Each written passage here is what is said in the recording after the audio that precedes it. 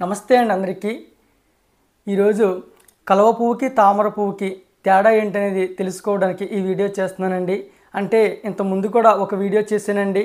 ఆ వీడియోలో ఏం చెప్పానంటే ఈ కాడను బేస్ చేసుకుని కాడ నున్నగా ఉన్నా లేదా మెత్తగా స్మూత్గా ఉన్నా అది కలువ పువ్వే అని, తామర పువ్వుకైతే కాడ ఇలా ముళ్ళుగా ఉన్నా లేదా గరుగ్గా ఉన్నా గట్టిగా ఉన్నా అది తామర పువ్వే అని మీకు చెప్పానండి. ఆ విధంగా మీరు కలువ పువ్వులకి తామర పువ్వులకి తేడా మీరే తెలుసుకోవచ్చు, ఎవరిని అడగక్కర్లేకుండా కొనుక్కోవచ్చు అని చెప్పానండి. మరి ఈ వీడియోలో మరో తేడాలను కూడా మీకు చెప్తున్నానన్నమాట. అంటే మేము పువ్వులు అమ్మేటప్పుడు చాలామంది వచ్చి కలువ పువ్వులు అంటే ఏంటండి, తామర పువ్వులు అంటే ఏంటండి, అయ్యి ఇవి ఎలా ఉంటాయి, తేడాని మేము ఎలా కనిపెట్టాలి అని చాలామంది అడుగుతూ ఉంటారన్నమాట. మరి వాళ్ళ కోసం మరో ఈజీగా మీరు తామర పువ్వుని కలువ పువ్వుకి తేడా ఎవరిని అడగక్కర్లేకుండా మీరే కనిపెట్టేలా ఈ వీడియో మళ్ళీ చేస్తున్నాను అన్నమాట. చాలా ఈజీ అండి. మీకు ముందు వీడియో సరిపోద్దండి. మీరు ఆ వీడియో చూస్తే ఆ పువ్వుకున్న మొదల భాగాన్ని అంటే ఈ కాడ భాగాన్ని ఇలా టచ్ చేసి అది కలువ పువ్వా తామర పువ్వా అని ఎవరిని అడగక్కర్లేకుండా మీరే కనిపెట్టేసుకొనేసుకోవచ్చు అన్నమాట. మళ్ళీ ఈ వీడియో ఏంటంటే కలువ పువ్వుకి తామర పువ్వుకి ఉన్న మరో తేడాలని, అంటే అందులో ఒకే తేడా అని చెప్పాను, ఇందులో రెండు తేడాలను కూడా మీకు ఇందులో చూపిస్తానండి. ఈ విధంగా కూడా మీరు కలువ పువ్వ తామర పువ్వ అనేది మీరే కనిపెట్టేయచ్చు అన్నమాట. మరి ఈ వీడియోని మిస్ కాకుండా చూడండి. ఇప్పుడు మరో పద్ధతి చెప్తున్నాను. కలువ పువ్వు కాడకి మనం ఇలా ఇరిస్తే చుట్టూరు నార అనేది ఉంటుందండి. ఇదిగో నార చూసారా, నార మనం ముక్క విరిచి ఇలా లాగ్గానే ఇలా ఒక నార అనేది వస్తుంది అన్నమాట.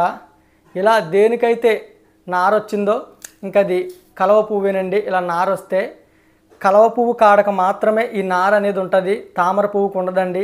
కాబట్టి మీకు అలా కాడ తెలియలేదు కాబట్టి మీకు కనిపెట్టడం తెలియలేదు అనుకుంటే మీరు జస్ట్ ఆ పువ్వుకున్న కాడని ఇలా ఇరిసి ఇలా లాగండి, అది కలువ పువ్వో తామర పువ్వో తెలిసిపోద్ది. ఇలాగా నారిగేని వచ్చిందంటే అది కలువ పువ్వు అండి, నార లేకపోతే అది తామర పువ్వు. ఇదిగండి కలువ పువ్వు, ఇదిగండి చిన్న ముక్క అయినా సరే మీరు ఇస్తే తెలిసిపోద్ది అనమాట. ఇదిగండి నార, ఇలా నార వచ్చిందంటే మీరు ఇంకెవ్వరిని అడగక్కర్లా, అది కలువ పువ్వే. అలాగే తామర పువ్వుని కనిపెట్టడం ఎలా అంటే ఇదిగండి ఇది తామర పువ్వు కాడ. ఇదిగండి ఇలా ఇరిస్తే దీనికి నార రాదు, పీచు వస్తుంది అనమాట. అంటే ఇది పాలు ఒక జిగిరి లాంటి పదార్థం వస్తుంది, అంతేగాని ఎటువంటి నార ఉండదండి దీనికి. ఇదిగండి ఇంకా నార ఉండదు దీనికి. ఇలా జిగిరిగా వచ్చి నార దేనికైతే ఉండదో అది తామర పువ్వేనండి. మీరు ఇలా విరిచైనా సరే కనిపెట్టేసుకోవచ్చు అన్నమాట. పువ్వుకున్న కాడని విరిచి కూడా మీరు కనిపెట్టేసుకోవచ్చు. ఇంకా కలువ పువ్వుని తామర పువ్వుని మీరే ఈజీగా కనిపెట్టడానికి మూడో పద్ధతి కూడా చెప్తానండి. మూడో పద్ధతి ఎలా అంటే ఓన్లీ పువ్వుని బట్టి కనిపెట్టేయచ్చండి.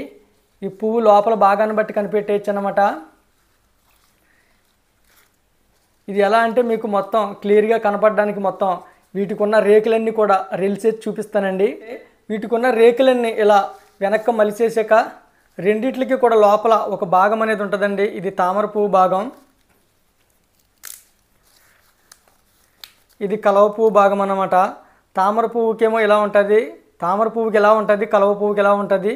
లోపల చూసి ఎలా కనిపెట్టడం అంటే ఇది తామర పువ్వుకి చూడండి మొత్తం అంతా కూడా ఒక దిమ్మగా సమానంలా ఉంది. అదే కలువ పువ్వుకి అయితే లోపల గుంట కింద ఉంటుందండి. ఇవన్నీ తీస్తేనే కానీ మీకు కనిపించవు, అవి కూడా తీసేసి చూపిస్తాను. ఇగండి కలువ పువ్వు తామర పువ్వు మొత్తం రెల్సేసి చూపిస్తున్నాను మీకు లోపల భాగాన్ని.